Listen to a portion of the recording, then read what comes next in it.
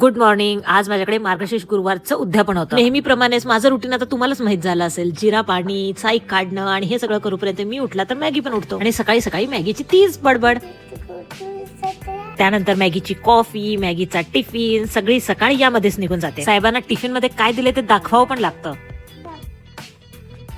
या सगळ्यामध्ये माझं जिरा पाणी तर प्यायचंच राहून गेलं. पटापटा गरम केलं, मलासनमध्ये बसले आणि पिऊन घेतलं. साहेबांना फक्त बसमध्ये सोडून चालत नाही, बस जाऊपर्यंत तिथंच थांबावं लागतं. मॅगी गेला आणि नेहमीप्रमाणे मी वॉकला गेले आणि लवकरच वरती आले कारण की आज माझी ब्लड टेस्ट होती. आणि तुमचं पण असंच होतं का? जेव्हा युरिन सॅम्पल घ्यायला येतात तेव्हाच बरोबर आपल्याला सुसू येत नाही. आज मला साफसफाईचं टेन्शन नव्हतं कारण की आज हा बरोबर तावडीत सापडला होता. याचं काम मस्त असतं. एक साईडला गाणी लावून द्यायची आणि काम करत राहायचं. थोडंसं वय झाल्यामुळे त्याला हाताने फरशी पुसायचं होत नाही म्हणून तो मॉबनी पुसतो.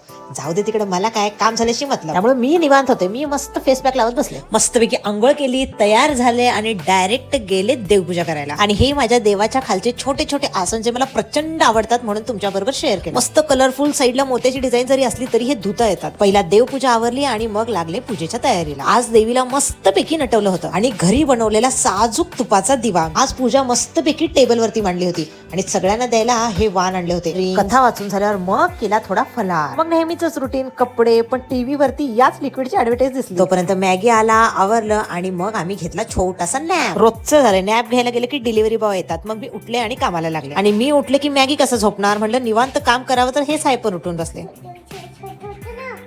नाही, पावभाजी नाही आहे. पावभाजीचं जरी सगळं सामान असलं तरी याला ओलं खोबरं, लसूण, आलं, तीळ, खसखस, कोथिंबीर याचं सगळं वाटण लागतं. कोथिंबीर ताजी ताजी गार्डन मधनं काढून आणली. हा, वाटणच्या वासावरूनच कळतं की भाजी कशी होणार आहे. वाटणाला मस्तपैकी तेल सुटलं होतं. अशा पद्धतीनं तयार झाला कुर्मा. भात बरोबर ऑन दी स्पॉट लावला कारण की गरम गरम खायला मिळालं पाहिजे. संध्याकाळचे दिवे लावून आरतीची तयारीच चालू होती. तोपर्यंत फ्रेंड्स यायला सुरुवात झाली. माझे फ्रेंड्स, मॅगीचे फ्रेंड्स. मग काय, सगळ्यांनी मिळून आरतीला सुरुवात केली. सगळ्यांनी मिळून मस्तपैकी आरती केली आणि मग मी गरम गरम पुऱ्या तळायला घेतल्या. पुऱ्या कशा अशा एक एक गरम गरम ताटात आल्या की खायला बरं वाटतं. अशा एकदम करून ठेवलेल्या मला नाही आवडत. जेवणासोबत नॉन स्टॉप माझ्या गप्पा पण चालू होत्या. सगळ्यांनी मस्तपैकी पोट भरून जेवण केलं आणि त्याच्यानंतर मग केलं हळदी कुंकू, ओटी भरण. सगळेच एरिंग खूप सुंदर सुंदर होते. तरी पण चॉईस मी त्यांच्याकडेच दिला होता.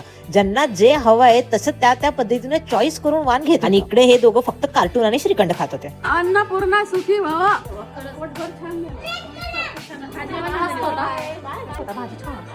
सगळ्यांनी स्वयंपाकाची खूप तोंड भरून स्तुती केली. सगळे गेल्यानंतर मी बसले उपवास सोडायला. आणि अशा पद्धतीने माझं गुरुवारचं उद्यापन खूप छान झालं आणि मागे ठेवून गेलं गोड अशा आठवणी.